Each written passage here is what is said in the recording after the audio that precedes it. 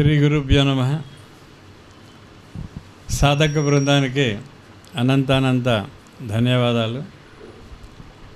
మీకు అందరికీ ఈ పాటికి తెలిసి ఉంటుంది, నేను బెంగళూరు నుంచి వచ్చాను. నేను బేసికల్లీ కన్నడం వాడే, అయితే ఆంధ్ర రాష్ట్రాల్లో తిరుగుతూ నేర్చుకున్నానని చెప్పాను, నేర్చుకుంటున్నాను. సో ఈవేళ మీ అందరిని ఇక్కడ చూడటం అంటే మహా అదృష్టంగా భావిస్తున్నాను. ఎందుకంటే గురువుగారి తాలూకా గురువుగారి విషయాలు, గురువారికి సంబంధించి ఏ విషయమే కానీ మనకు సంపూర్ణమైనటువంటి ఒక ఆనందం కలుగుతుంది. అలాగే మొన్నటి రోజు విజయవాడ కేంద్రానికి వచ్చినప్పుడు బాపట్ల, చీరాల, అలాగే పుడికిరాళ్ళు, కారంపొడి ఇవన్నీ వెళ్ళాలి అని ఒక సత్సంకల్పము అది కలిగింది. దానికి కారణభూతులు మాస్టర్ గారు మీడియంస్ అంటాం కదా, అలాగే ఏదో ఒక మీడియం ద్వారా వస్తుంది. అలా మనకు ఈ కార్యక్రమానికి మీడియం ఎవరంటే వంశీ గారు, అతని ద్వారానే ఇవాళ నేను ఇక్కడ ఉండగలుగుతాను. అంటే దీన్ని చాలా మహా అదృష్టంగా భావిస్తాను. దీనికి నా ముఖ్యమైన విషయం ఏంటంటే, నా పక్కన కూర్చున్న వారు రమణ ప్రసాద్ గారు అని నాకు గురుతుల్యులు వాడు. ఎందుకంటే అపారమైనటువంటి జ్ఞానాన్ని సంపాదించి మాస్టర్ గారి మార్గంలో నిరంతరంగా మాస్టర్ ఎక్కిరాల కృష్ణమాచార్య కాలం నుంచి యోగంలో బాగా నిలదొక్కుని మంచి సాధన చేసినటువంటి వ్యక్తి. ఆయనతో 2 రోజులు ప్రయాణం చేయడం ఇంకా మహాభాగ్యంగా నేను తెలుస్తుంది. అది చాలా భాగ్యం. మనమందరూ ఇక్కడ ఈ వేళ ఇలా కలవడానికి ఒక కారణం అనేది ఉంటుంది. ఎందుకంటే ఏ కారణము లేకుండా మనం ఇలా కలవము. కారణమేమో మనకు తెలియదు. ఆ కారణము మాస్టర్ అనేటువంటి ఒక తత్వము మనకు స్ఫూర్తినిచ్చి ఏది చేయాలో అది చేస్తారు. మాస్టర్ సివి గారి మార్గాన్ని గురించి 2 ముక్కలు నా అనుభవాలు చెప్తాను. నేను ఒక ఇండియన్ ఓవర్సీస్ బ్యాంక్ అనే బ్యాంకులో నేను మేనేజర్గా ఉండేవాడిని బళ్ళారిలో రాజయోగ కేంద్రం అని చాలా పెద్ద కేంద్రం ఉంది. సివి యోగం తయారు చేసేవాడు. అక్కడికి ఒకసారి మా అన్నయ్య, మా అక్క ఇద్దరు కూడా రాజయోగ సాధకులే, వాళ్ళు మాస్టర్ గారి సాధకులు. వాళ్ళ వెంబడి వెళ్ళాను నేను. అక్కడ ఉన్న రుండాచారి గారని ఆయన అడిగాను, నేను మాస్టర్ సివి యోగం మీరు చేస్తారా అని అడిగారు. అప్పట్లో నేను చెయ్యను అన్నా. లేదండి, మా అన్నయ్య అక్కయ్య చేస్తున్నారు చాలు, నేను మా సాంప్రదాయ పద్ధతిలో నేను ఉంటాను అని చెప్పి వచ్చాను. నేను బయటకు వచ్చాను. అది అయినా ఒక 3 సంవత్సరాలకు నేను బాంబేలో పనిచేస్తున్నప్పుడు అనారోగ్య పరిస్థితితో నేను బళ్ళారికి వచ్చాను. మళ్ళీ ట్రాన్స్ఫర్ అయ్యాను. అప్పుడు హోమియోపతి తరగతి కదా చేరాను. అక్కడ చేరితే ఆ హోమియోపతి తరగతిలో ఒక నల్ల బోర్డు ఉంటుంది కదా, బ్లాక్ బోర్డు అంటాం. ఆ బోర్డు మీద రాశారు ఈకే ఎంఎన్ సివివి అని అంట. ఇంటికి వచ్చి అన్నయ్యని అడిగాను, అన్నయ్య వాళ్ళు కూడా ఏదో సివివి అని రాశారు కదా, ఇది ఏమి అన్నారు. అప్పుడు అన్నయ్య చెప్పారు, మాస్టర్ ఈకే గారి స్థాపించినటువంటి జగద్గురు పీఠం వాళ్ళు చేస్తుంటారా, మేమంతా మాస్టర్ గారి యోగం మాత్రమే చేస్తాం, రాజయోగం అట్లా అని చెప్పి. సరే, ఆ పదాలు చూశాను కదా, అయిపోయింది. మాస్టర్ గారు ఎంటర్ అయిపోయారు. అంకురార్పణ అనేది జరిగింది, క్లాస్లో జరిగింది. ఏదైతే వద్దు అని చెప్పుకొచ్చానో కొన్ని సంవత్సరాల తర్వాత ఆ బోర్డు మీద ఆ పేరు చూసి అయింది. అలా మాస్టర్ యోగాన్ని నేను చేయడం మొదలుపెట్టాను. మాస్టర్ అనేటువంటిది ఒక తత్వము, ఒక ఆకారానికి స్థిమించేది కాదు అనేటువంటి విషయము మనందరికీ మొదలు తెలుసుకోవాలి. మనం ఏదైతే మాస్టర్ నమస్కారం, మాస్టర్ సివి నమస్కారం అంటున్నామో అతను సర్వవ్యాపకుడు. ఆయన ఏదో పిడుగురాళ్ళలో ఉన్నారు, కుంభకోణంలో ఉన్నారు, తిరుపతిలో ఉన్నారు, ఇంకో సెంటర్లో ఎప్పుడు అనుకోలేదు. సర్వవ్యాపకుడు. మాస్టర్ అనేటువంటి ప్రజ్ఞకు అదే అన్ని తెలిసినటువంటి ప్రజ్ఞ, అంటే ప్రజ్ఞావంతుడు, అన్ని తెలిసినటువంటి, అన్ని వేళ అన్ని యందు ఉండేటువంటి వారు మాస్టర్ పెట్టారు. నేను ఎప్పుడూ ఉదాహరణ చెప్తుంటాను. మనం నమస్కారం మాస్టర్ సివివి అని 6 గంటలకు అనగానే మాస్టర్ గారు ఎక్కడి నుంచో వస్తారని భావన ఎవరు పెట్టుకోవద్దండి, అక్కడే ఉంటారు. తలచినంతనే అనే తెలుగులో పాట ఉంది, తలస్తే నాకు ఉండాలి. దాని ఇంగ్లీష్లో ఇన్స్టాంటేనియస్ ప్రెసెన్స్ అంటారు. అంటే నువ్వు ఇంకా తలంపు నీలో వచ్చేంత లోపల ఆయన ఉంటారు అక్కడ. అటువంటి ప్రజ్ఞ మాస్టర్ సివి గారి ప్రజ్ఞ. ఇది ఈ ప్రజ్ఞ సమస్త భూగోళానికి కాదు, అన్ని ప్రిన్సిపల్ అంటే కాస్మిక్ ప్రిన్సిపల్ మనం ఏమంటామో అన్నిటికీ సంబంధించిన ప్రకటన. మనమంతా తెలుసో తెలియక చాలా మంది వచ్చాం. అందరూ అనుకుంటారు తెలిసి వచ్చాం, తెలియక కూడా చాలా మంది వస్తారు. అలా వెళుతూ చూసి వచ్చేవాళ్ళు చాలా మంది ఉంటారు. 3 రకాల మనుషులు ఉంటారని ఒక గురుగారు చెప్తారు. కొంతమంది ఏమంటే కార్యక్రమం మొదలైన నుంచి కార్యక్రమం ఎండ్ అయ్యేందుకు అక్కడే ఉంటారు. ఇంకొక కేటగిరీ ఏమంటే అలా వెళ్తుంటే వాన వచ్చింది అనుకోండి, ఆ షెల్టర్ కోసం వచ్చి కాసేపు లోపల ఆగి చూసి వెళ్ళిపోతారు. ఇంకొకరు కుతూహలంతో ఏం జరుగుతుందో అలా చూసి వెళ్ళిపోయి ఉంటారు. మనమంతా ఇక్కడ ఈ రోజు ఎవరైతే ఇక్కడ కూర్చున్నామో వాళ్ళంతా మొదటి నుంచి ఆఖరి దాకా కూర్చున్నటువంటి బ్యాచ్ మంది. సో మాస్టర్ అంటే తత్వం మనలో ఒక్కసారి వచ్చిందంటే దాన్ని వదిలి వెళ్ళే ప్రశ్నే లేదు. నేను తమాషాకి ఎప్పుడూ చెప్తూ ఉంటాను, మాస్టర్ సివి గారంటే బ్రహ్మరాక్షస్ అయ్యాను. బ్రహ్మరాక్షస్ పడితే ఎలా వదలదో మాస్టర్ అనేటువంటి ప్రజ్ఞ మనలో ఎంటర్ అయిందంటే అది ఎప్పుడు వదలదు. వాళ్ళు మాస్టర్ గారి ప్రార్థనకు మనకి ఏమైనా ఇనిషియేషన్స్ అవి ఇవి కాదు, ఏమక్కర్లేదని చెప్పారు, గురుగారే చెప్పారు, నా భౌతికంగా అన్నప్పుడు చెప్పారు. నా ఒక ఫోటోని చూస్తే లేదా నా నామం తెలిస్తే నేను ఎప్పుడో నీలో ఎంటర్ అయిపోతాను అని మాస్టర్ గారు మనకు ఒక వాగ్దానం ఇచ్చారు. అలాగే నేను ఆ సివివి అనే లెటర్ని చూసే నేను మాస్టర్ యోగంలో ఇచ్చాను. ఈ రోజుకి 32 ఏళ్ళు పూర్తి చేసుకొని 33వ సంవత్సరాలు వస్తున్నాను మాస్టర్ గారి యోగం. నిరంతరంగా ఆ మాస్టర్ అనే తత్వము మన వెంబడే ఎప్పుడు ఉంటుందని తెలుసుకోవాలి. ప్రతి ఒక్క వ్యక్తి సాధకులు ఏం తెలుసుకోవాలంటే మనం ఒడ్డిగాడు అని ఎప్పుడు అనుకోవద్దండి. ఒడ్డిగాడు అన్నాను ఎవరైనండి ఆయన అలోనండి అని చాలా తప్పు. మనం ఏ రోజైతే మాస్టర్ నమస్కారం అన్నామో ఆ రోజు నుంచి మీరు ఎప్పుడు 1+1. ఇద్దరు ఉన్నారు అనుకోండి 2+1, నలుగురు ఉంటే 4+1, ఈవేళ 20 మంది ఉన్నామంటే 20+1. అది బాగా నామం పెట్టుకో. అది ఏమి అంటే ఆ 1+1 అనేది మ్యాథమెటిక్స్ లో కాన్స్టాంట్ ఫ్యాక్టర్ అంటారు. అంటే కాన్స్టాంట్ గా ఉండేది, నిరంతరంగా ఉండేటువంటి ప్రజ్ఞ మన వెంబడి ఏదంటే మాస్టర్ అంటే ప్రజ్ఞ ఉంటుంది. మనం ఉంటాము కొన్ని సమయంలో మనం ఉంటాము, మనం ఉన్నామో లేదో అనే ప్రశ్న ఉండదు, ఆయన మాత్రమే ఎప్పుడు ఉంటారు. సో అలా ఆ ప్రజ్ఞని మనం బాగా తెలుసుకుని విశ్వవ్యాపకంగా ఉండేటువంటి ప్రజ్ఞ మనలో కూడా అంది వచ్చింది, మనం కూడా దాన్ని చేస్తున్నామంటే మనం ఎంత భాగ్యవంతులైన విషయం తెలుసుకోవాలి. అంటే ఎన్నో జన్మలు సుకృతము పుణ్యము చేసింటే ఇటువంటి మార్గాల్లో మనం వస్తాం. మాస్టర్ గారి మార్గాన్ని మనం ఎంత చెప్పినా తక్కువే. ఎందుకంటే ప్రతి ఒక్క వ్యక్తి తన ఆలోచన శక్తి, తన ఆలోచన సరళిని బట్టి చెప్పగలడు, కానీ అతీతంగా చెప్పలేడు. ఇప్పుడు ఒక 5వ క్లాస్ విద్యార్థిని పిలిచి ఒక విషయం చెప్పంటే వాడికి ఎంత తెలుసు అంత చెప్పగలడు. అదే విషయాన్ని 10వ తరగతి విద్యార్థి అయితే ఇంకా బాగా చెప్పగలడు. అదే విషయాన్ని ఒక డాక్టరేట్ పిహెచ్డి చేసినట్టు చెప్తే ఇంకా విధిగా చెప్తాడు. వాళ్ళు ఒక డాక్టరేట్ పిహెచ్డి చెప్పినట్టు అంతేనంటే కాదు, అంతకన్నా ఎక్కువ. అది మాస్టర్ గారి ప్రజ్ఞ, మాస్టర్ గారి తాలూకా. సో అటువంటి మహానుభావుడు సాక్షాత్ పరబ్రహ్మ స్వరూపం అని మనకు నాడి గ్రంథాలని బాగా విశదీకరంగా చెప్పారు. మనం ఎన్ఆర్బివి జీవిత చరిత్రలు చదువుకుంటే మనకు బాగా తెలుసు. పెద్దవాళ్ళు మీరందరూ మీకు అందరికి తెలిసి ఉండే విషయాలు నాడి గ్రంథాల్లోనే రాసేశారు. 2 నిజజన స్వాత్మతుల్యాన్ని కరోతి అని రాసేశారు. ఈయన నీ ముందు ఉండేవాడే సాక్షాత్ పరబ్రహ్మ అని చెప్పారు. ఎన్ఆర్బాబు గారు వేసి ఆశ్చర్యపోయి ఎన్ఆర్బాయి సాష్టాంగ నమస్కారం నీ తాళబద్ధాన్ని కట్టిపెట్టి అని చెప్తారు మాస్టర్ గారు. అంటే ఒక సాక్షాత్ పరబ్రహ్మ స్వరూపమే ఒక మానవాకృతి తీసుకొని భూమికి వచ్చి ఈ యోగాన్ని తాను సంపూర్ణంగా పరిశీలించి పరిశోధించి ఇచ్చినటువంటి యోగంలో మనం అందరూ ఉన్నామంటే ఒక్కసారి మనం ఎంత అదృష్టవంతులు అని తెలుసు.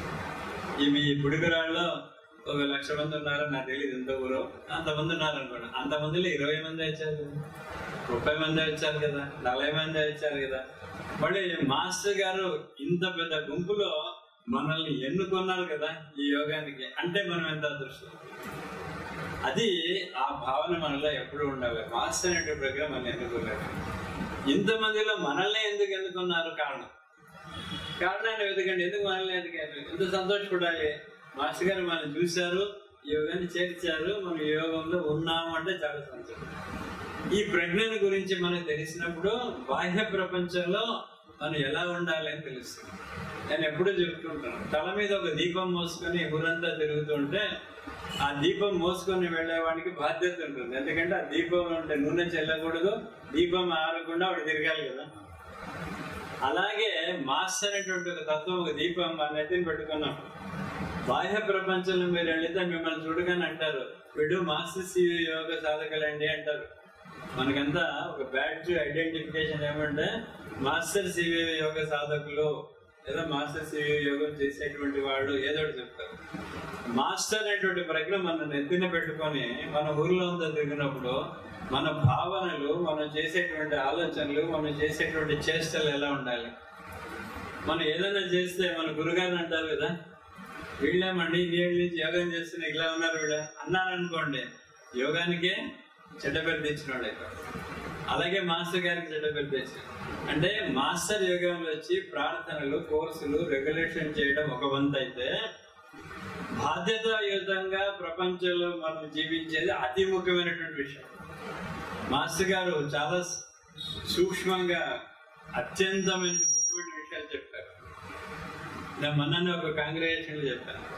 మాస్టర్ గారు చెప్పిన సూత్రాలు ఇదేం కొత్త కాదు, మనం నూతన యోగం అని పిలుస్తాము, కొత్త ఏం కాదు. త్వరితగతిని ఇచ్చారు యోగంలో మనకు మాస్టర్ గారు.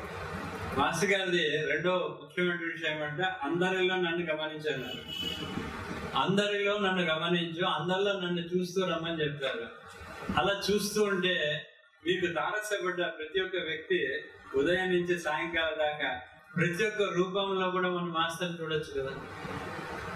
అలా ప్రతి ఒక్క వ్యక్తిలో, ప్రతి ఒక్క సన్నివేశాల్లో కూడా మనం మాస్టర్ అనేటువంటి ప్రజ్ఞాన్ని చూస్తూ, మాస్టర్ అనేటువంటి ఆకారాన్ని చూస్తుంటే దాన్నే మన పూర్వీకులు ఏం చెప్పారంటే అంతర్యామి సాధన అని అన్నారు. ఏ వ్యక్తి అయితే అంతర్యామి సాధన అందరిలో అది చూసేది. పెద్దలు ఏం చెప్పారంటే నారాయణని చూడు, వాసుదేవుడిని చూడు అలా చెప్పి వచ్చారు. మాస్టర్ గారు ఏం చెప్పారు, నన్నే చూడమన్నారు. ఆయన నన్నే చూడమని ఎందుకంటారంటే ఇవన్నిటికీ అతీతంగా ఉండేటువంటి వ్యక్తి. నేను ఇదేం చెప్పలేదు మాస్టర్, నన్ను చూడండి అని చెప్పేశారు. సో అందరిలో నన్ను చూస్తూ ఉండని చెప్పారు. బట్ ఆ విషయంలో ప్రతి ఒక్క సాధకుడు మనం ప్రశ్నించుకోవాల్సింది ఏమంటే అటువంటి జీవితం మనం నడుపుతున్నామా, అది ప్రశ్న. యోగం చేయడం ఒక ఎత్తు, ప్రార్థన చేయడం ఇంకొక ఎత్తు, కోర్సెస్ చేయడం ఇంకా పెద్ద ఎత్తు, రెగ్యులేషన్ చేయడం మహా ఎత్తు. ఇవన్నీ చేస్తున్నాం అదే. బట్ బాహ్య ప్రపంచంలో ఏంటప్పుడు గురుగారు ఇచ్చిన ప్రాథమిక సూత్రాల్లో మనం అలా చేస్తున్నామా అనేటువంటిది ప్రశ్న. అందరిలో భగవతత్వం అంటే మాస్టర్ అనేటువంటి తత్వాన్ని మనం అందరిలో చూస్తున్నామా అంటే మనకు ఎవరు ఇబ్బందికరంగా ఉండరు, ఎవరి మీద ఎటువంటి భావనలు రాదు. సంపూర్ణంగా మాస్టర్ ఉంటే ఎలా ఉంటుందో అలాగే అందరితో మనం బిహేవ్ చేస్తాం. అలా చేసినప్పుడు ఈ యోగానికి సార్థకత ఉంటుంది.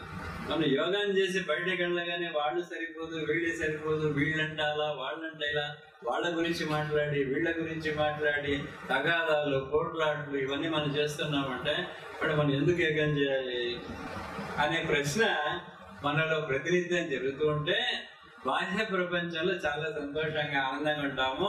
ఈ యోగ మార్గంలో ఉన్నత మార్గానికి, ఉన్నత స్థితికి మాస్టర్ గారు తీసుకెళ్ళడానికి తోడ్పడతాం. ఎందుకంటే మాస్టర్ గారి మార్గంలో మొట్టమొదటి సమయపాలన, 6 గంటలు ప్రార్థన, కొన్ని రిలాక్సేషన్స్ ఇచ్చారు. ఆడవాళ్ళు ఉదయం చేయలేకపోతే అప్పుడు తలుచుకోండి, 8-8:30 చేయండి. ఈవినింగ్ ఆఫీస్లో మేము బిజీగా ఉంటాం సార్, అప్పుడు తలుచుకోవయ్యా, తర్వాత చెయ్యి, రిలాక్సేషన్. అది మొదటి రూల్. రెండోది అందరిలో నన్ను గమనించాలి, అందరిలో చూడమన్నారు. అది చేస్తున్నామా అనేటువంటిది ప్రతి ఒక్క యోగ సాధకుడు. ఎందుకంటే మన పేరులో ఉంటుంది యోగ సాధకుడు. సాధకుడు అని ఎందుకంటారంటే సాధించాల్సింది, నిరంతరంగా సాధన చేసేవాడినే సాధకుడు అంటారు. బట్ ఏం సాధన చేయాలి, మనం ఏం చేయాలి? సాధన అంటే గురువు చెప్పిన ప్రతి ఒక్క వాక్యాన్ని కూడా తూచా తప్పకుండా మనం ఫాలో చేయాలి. నీకు అనుకూలంగా ఉండేవి చేసి నీకు అనానుకూలంగా ఉండే వదిలేస్తే మీరు మాస్టర్ గారిని ఫాలో చేసినట్ట కాదు కదా. అంటే సంపూర్ణంగా, దాని ఇంగ్లీష్లో అబ్సల్యూట్ సరెండర్ అంటారు. అంటే అంతా శరణాగతి. శరణాగతి, ఉత్త శరణాగతి వేరే, సంపూర్ణ శరణాగతి వేరే. మనం మామూలుగా సామాన్యంగా మాస్టర్ గారికి అంతా శరణాగతి చెందామంటారు. నేను దాంతో ఒప్పుకోను. నేను ఎప్పుడు చెప్తాను, సంపూర్ణంగా శరణాగతి చెందాను.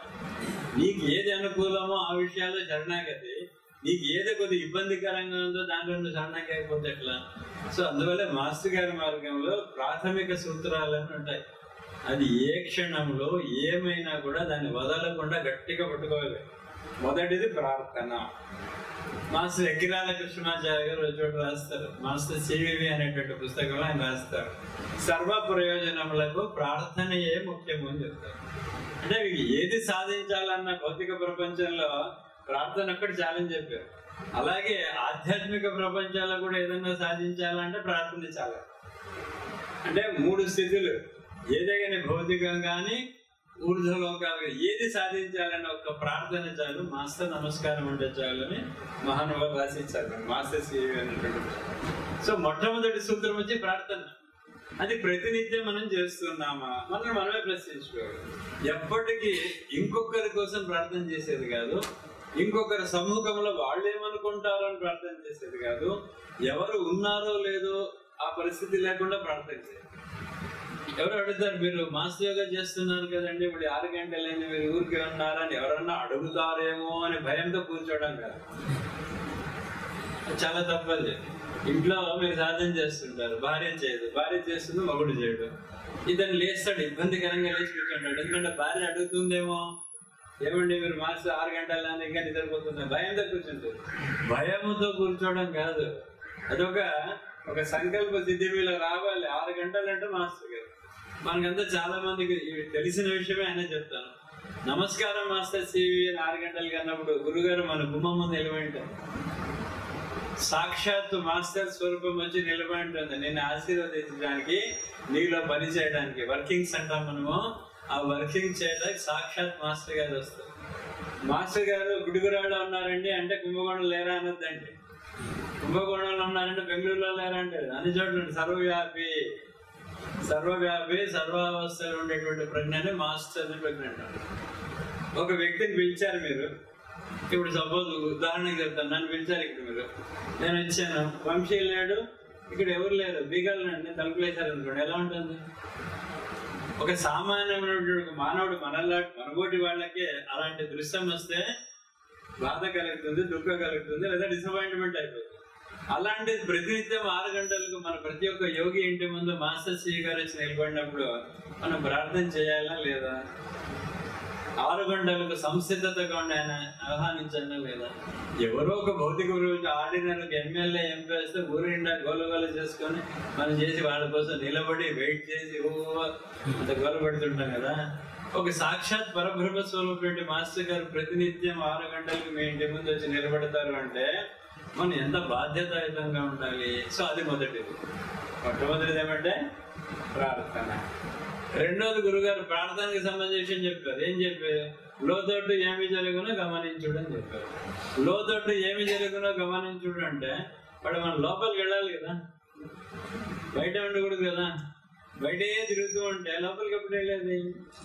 మాస్టర్ పార్వతి గారు చక్కటి విషయం చెప్తారు. ఆయన చెప్తారు, మనం ఎప్పుడైతే బయట తిరుగుతుంటామో మనమంతా వీకే అంటారు. ఆయన ఫస్ట్ డే విన్నప్పుడు చాలా ఆశ్చర్యం వేసింది. మనమంతా వీకే అన్నారు. అందరూ ఆశ్చర్యంగా చూసాము. ఆయన ఒక వీకే అంటే ఏమంటే వీధి కుక్క అన్నారు మాస్టర్. అంటే వీధి కుక్కకు ఏ గమ్యం లేకుండా తిరుగుతుంటుంది. మనం గమనించదు. ఒక కుక్క ఇక్కడి నుంచి అక్కడికి వెళ్తుంది, అక్కడి నుంచి అక్కడికి వెళ్తుంది, ఇక్కడి నుంచి ఇక్కడికి వెళ్తానే ఉంటుంది. అది దాని గమ్యం లేదు. సో ఎలా గమ్యం లేకుండా వీధి కుక్క బాహ్య ప్రపంచంలో తిరుగుతుంటుందో మనం కూడా అలాగే ఎప్పుడు ఆలోచన సరిగా ఎప్పుడు బాహ్య ప్రపంచంలో తిరుగుతుంటాం. అన్ని జ్ఞాపకం ఎప్పుడు బయట ఉంటాం. అందుకే మాస్టర్ గారు ఏం చెప్పారంటే కళ్ళు మూసుకో అన్నారు. 6 గంటలు కళ్ళు మూసుకో, నమస్కారం అని చెప్పు, లోపలికి వెళ్ళిపోన్నారు. లోపల ఏమి జరుగుతుంది, లోతట్టు ఏమి జరుగుతుందో గమనించడం మహత్తరమైనటువంటి వాకి సంపూర్ణమైనటువంటి యోగము మనకు అదొక్క వాక్యంలో దొరుకుతుంది. కళ్ళు మూసుకొని కూర్చుంటారు, లోపల అన్ని కనబడతాయి. మనకు 3 ప్రిన్సిపల్స్ అంటారు. Planetary principle, solar principle, cosmic principle అని ఏమంటామో అన్ని లోపల ఉంటాయి. అవన్నీ చూపిస్తారు గురుగారు లోపల. మనం బయట ఎక్కడ ఎదుర్కొంటున్నాం కదా. మనం ఎలా ఎదుగుతున్నామంటే ఉదాహరణ చెప్తాను. హిమాలయాలో ఒక మృగం ఉంటుంది, దాన్ని కస్తూరి మృగం అంటారు. మనం చూసే కస్తూరి ఉంది కదా, ఆ మృగాన్ని నుంచి వస్తుంది. దానికి చక్కటి వాసన వస్తుంది. ఎప్పుడు ఎంత సుగంధం అంటే అంత సుగంధభరితంగా ఉంటుంది. ఆ మృగము ఎదుగుతూ ఉంటుంది. ఆ కస్తూరి మృగం ఎక్కడి నుంచి వస్తుంది మంచి వాసన? ఈ వీధిలో వస్తుందా, ఆ వీధిలో వస్తుందా, అక్కడ వస్తుందా, తిరుగుతూ ఉంటుంది. అది ఎక్కడ ఉందో తెలియదు దానికి. ఆ హిమాలయాలంతా తిరిగి తిరిగి తిరిగి అలిసిపోయి సొమ్మసిల్లి అలా అయితే ప్రాణాన్ని వదిలేస్తుంది. అది ఎక్కడ ఉంటుంది అంటే తనలోనే ఉంటుంది, తన బొడ్డులోనే ఆ స్మెల్ ఉంటుంది. దానికి తెలియదు కస్తూరి మృగానికి. ప్రతి ఒక్కరు కూడా మాస్టర్ సాధకులు మనం కూడా మనం ఎక్కడో బాహ్యంగా అంతా ఉన్నది ఎదుక్కు ఉన్నప్పుడు మాస్టర్ గారు చెప్పారు బయట లేదురా లోపల ఉంది. అందుకే ఆయన చెప్పింది లోతట్టు ఏమి జరుగునో గమనించుడు. అందుకే కళ్ళు మూసుకోవాలి. కళ్ళు మూసుకు లోతట్టు వెళితే అన్ని ఉన్నాయి, పంచభూతాలు ఉన్నాయి. మనం అందరూ చెప్తాం మానవ శరీరము పంచభూత నిర్మాణం అని చెప్తాం. అంటే భూమి, అగ్ని, వాయువు, జలము, ఆపస్సు అని 5 చెప్తే 5 ఎక్కడ ఉన్నాయంటే నీళ్ళని ఉన్నాయని చెప్తారు.